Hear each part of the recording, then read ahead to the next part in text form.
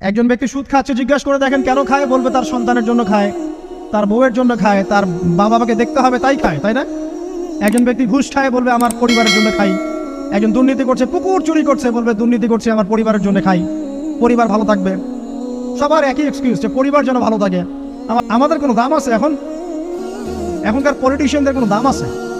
এখনকার সমাজ নেতার কোনো দাম আছে? এখনকার সুদখোরদের কোনো দাম আছে? এই ঘুষখোর দুর্নীতিবাজদের কোনো দাম আছে? আমরা যারা কাঠমোল্লা হয়ে আছি, আমাদের কোনো দাম আছে?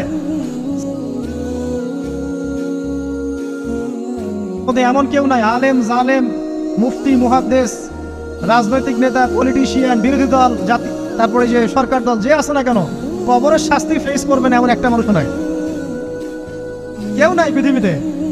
এই যে আপনি দেখছেন, ওই যে কি ইসরায়েলের প্রধানমন্ত্রী, ওই রাশিয়ার প্রধানমন্ত্রী, চায়নার সভ্যতা, পশ্চিমা সভ্যতা, এমন কেউ নাই পৃথিবীতে এখন যাকে কবরের শাস্তি ভোগ করতে হবে না। আছে? সবচেয়ে লঘু শাস্তি, লঘু চাপ, এটা বলতে গেলে আসলে আমি ভাষা হারাই ফেলি। তারপরে বলছি, আল্লাহ পাক আমাদের সবাইকে হেফাজত করুন, আমিন। একজন সাহাবীর নাম সাদ বিন মুয়াজ। কি নাম? নবী করিম সাল্লাল্লাহু আলাইহি ওয়াসাল্লামের সাথে একদম ডান হাত হয়ে যুদ্ধ করেছেন দীর্ঘদিন। বদর তিনি বীর সেনা, উহুদের বীর সেনা, ঠিক আছে। খন্দকের যুদ্ধেও বীর বিক্রমে যুদ্ধ করেছেন। তিনি আনসার সাহাবী, একদম মদিনার নেতা সাহাবী। সব সাহাবী কিন্তু একরকম নন। কেউ ছিলেন নেতৃস্থানীয় সাহাবী, তিনি ছিলেন একজন নেতৃস্থানীয় সাহাবী, ঠিক আছে। সাদ বিন মুয়াজ, নবী করিম সাল্লাল্লাহু আলাইহি ওয়াসাল্লাম এত ভালোবাসতেন তাকে, এত ভালোবাসতেন যে তাকে নিজের মনে করতেন, যে সাদ বিন মুয়াজ আনসাররা আমার নিজের। চারটাখানি কথা। এই সাহাবীর খন্দকের যুদ্ধে এই যে হাতের এই দিকে, সম্ভবত হাতের এই রগের মধ্যে একটা তীর এসে লাগে এখানে, এবং তীরটা তিনি বের করতে গিয়ে রক্তটা ছিঁড়ে যায়। এরপর ফিনকি দিয়ে রক্ত বের হওয়া শুরু হয়।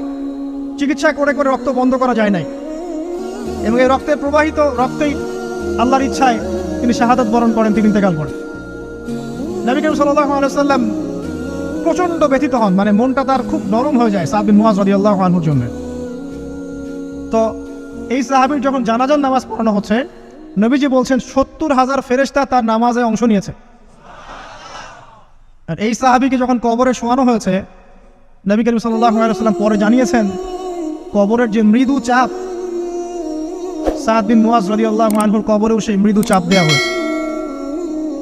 আমি কি বুঝাতে পারলাম ভাই? আমাদের কোনো দাম আছে এখন? এখনকার পলিটিশিয়ানদের কোনো দাম আছে? এখনকার সমাজ নেতার কোনো দাম আছে? এখনকার সুদখোরদের কোনো দাম আছে?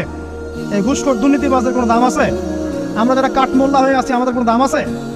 সাদ বিন মুয়াজ রাদিয়াল্লাহু আনহু যদি কবরের শাস্তি তাকে না ছাড়ে, প্রশ্ন উত্তর পর্ব তাকে না ছাড়ে, আমরা পার পাবো? নবী করিম সাল্লাল্লাহু আলাইহি ওয়াসাল্লাম বলছেন, সূরা মুলক তেলাওয়াত করো রাতের বেলা, ইনশাআল্লাহ সূরা মুলকের তেলাওয়াত কবরের আযাব থেকে তোমাকে বাঁচাবে। আর আমাদের তো ভাই কবরে সবাই সাথে যাবে না, গার্লফ্রেন্ড যাবে না, বাপ মা ভাই বোন সবাই যাবে না। একজন ব্যক্তি সুদ খাচ্ছে, জিজ্ঞাসা করে দেখেন কেন খায়, বলবে তার সন্তানের জন্য খায়, তার বউয়ের জন্য খায়, তার বাবাকে দেখতে হবে তাই খায়, তাই না? একজন ব্যক্তি ঘুষ খায়, বলবে আমার পরিবারের জন্য খাই। একজন দুর্নীতি করছে, পুকুর চুরি করছে, বলবে দুর্নীতি করছে আমার পরিবারের জন্য খাই, পরিবার ভালো থাকবে। সবার একই এক্সকিউজ, যে পরিবার যেন ভালো থাকে, আমার সন্তানরা যেন ভালো থাকে, আগামী প্রজন্মের জন্য কিছু রেখে যেতে পারি, তাই না? এরকম একটা মানুষও কি আপনার সাথে কবরে যাবে? আর এই বোকা মানুষ কেন বোঝে না যে আপনার কবরে আপনাকেই যেতে হবে?